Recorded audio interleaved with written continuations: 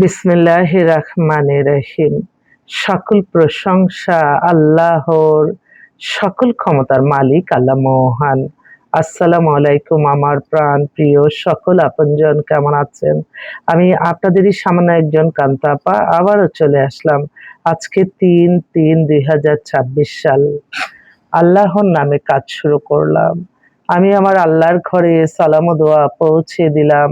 আমার প্রিয় নবীজির রওজা মুবারকে সালাম ও দোয়া পৌঁছে দিলাম। হযরত শাহজালাল শাহপরানে সালাম ও দোয়া পৌঁছে দিলাম। আজমির শরীফে সালাম ও দোয়া পৌঁছে দিলাম। মাইজবান্ডার শরীফে সালাম ও দোয়া পৌঁছে দিলাম। আল্লাহ আপনি নামাজ রোজা ইবাদত বন্দেগী কবুল আর মঞ্জুর করে নিন। আল্লাহ রোজা মাস, রমজানের মাস, আল্লাহ রহমত বরকতের মাস, আল্লাহ সকলেরই মনের আশা আল্লাহ আপনি পূরণ করে দেন।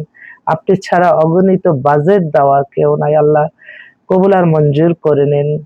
কোনো খারাপ মানুষের চোখে যাতে আমার ভিডিওটা না পড়ে। আমিন।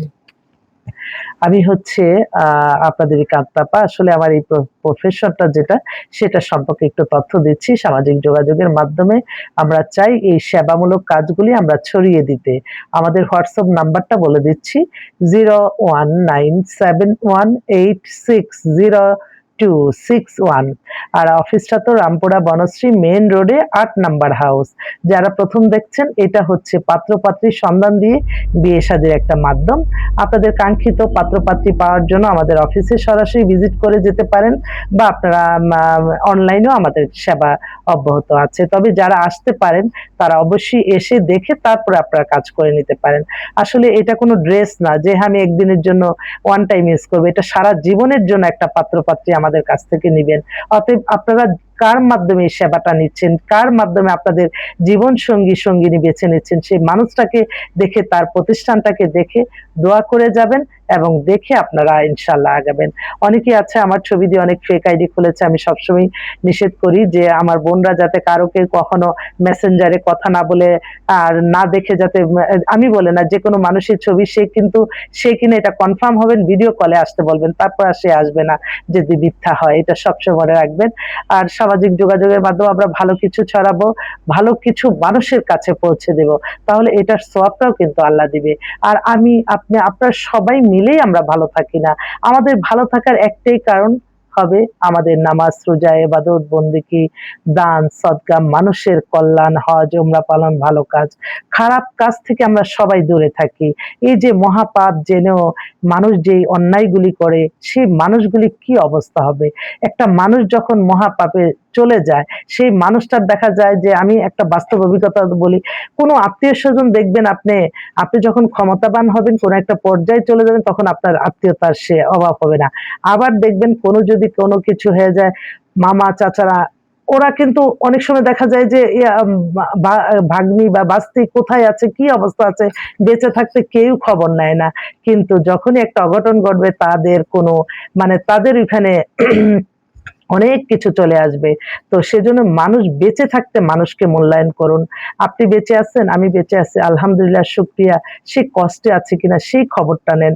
মরে যাওয়ার পরে যাতে কেউ ডিমান্ডেবল না হয়। বেঁচে থাকতে মানুষের মর্যাদা দিতে হবে।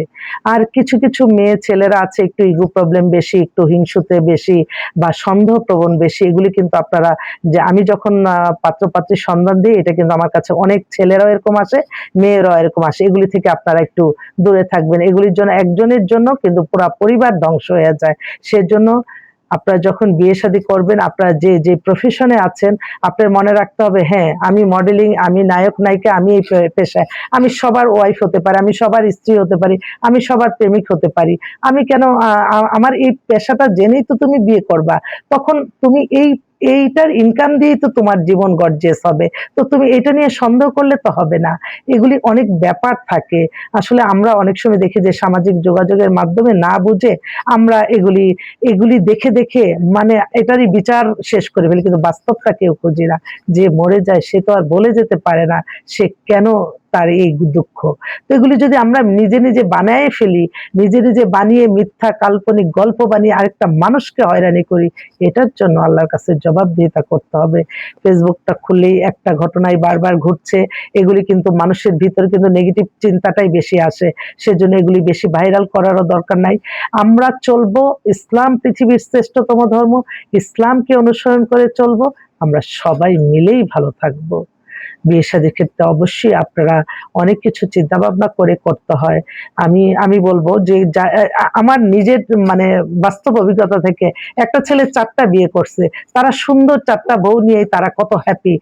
মানে একই বাড়িতে থাকে। তখন অবাক হয়ে যায় যে আসলে মানুষের যে একেকটা মানুষের মেন্টালিটি একেক রকম। তো সেজন্য আপনি যেটা ক্যারি করতে পারবেন আগে থেকে বুঝে নিবেন যে হ্যাঁ, আমি যে বিয়ে করতেছি তার প্রফেশনটা কি? সে কি করে? সেটা নিয়ে চিন্তা ভাবনা করে আপনারা আগাবেন। আমি জাস্ট আমার অভিজ্ঞতা শেয়ার করলাম। সবাই ভালো থাকবেন। আসবেন ইনশাআল্লাহ। আমাদের প্রতিষ্ঠান প্রতিদিনই খোলা থাকে সকাল ১০টা থেকে রাত ১০টা পর্যন্ত। কখনো মানুষকে ক্ষতি করবেন না। মানুষের প্রতি অত্যাচার, জুলুম, নির্যাতন থেকে বিরত থাকতে হবে। অনেক সময় দেখা যায় মানুষের হিংসার বশবর্তী হয়ে মানুষের রিজিক নষ্ট করে দেয়। সামাজিক যোগাযোগের মাধ্যমে মানুষকে হয়রানি করে। এটার জন্য আল্লাহর কাছে জবাবদিহিতা করতে হবে। সত্যের পথে থেকে মেধা পরিশ্রম করেই আমাদের এগিয়ে যেতে হবে, মানুষকে ঠকিয়ে না। আল্লাহ ছাড়া অগণিত বাজেট দেওয়ার কেউ নাই। আমার আল্লাহই সবকিছু পারে এবং সবকিছু আল্লাহর হুকুমই হয়। আল্লাহর হুকুম ছাড়া একটা গাছের পাতাও নড়ে না এবং আপনার ভাগ্য পরিবর্তন হবে আল্লাহর সন্তুষ্টি লাভের আশায় নামাজ রোজার মাধ্যমে, অন্য কোনো ওয়েতে না। সবাই ভালো থাকবেন। আসসালামু আলাইকুম।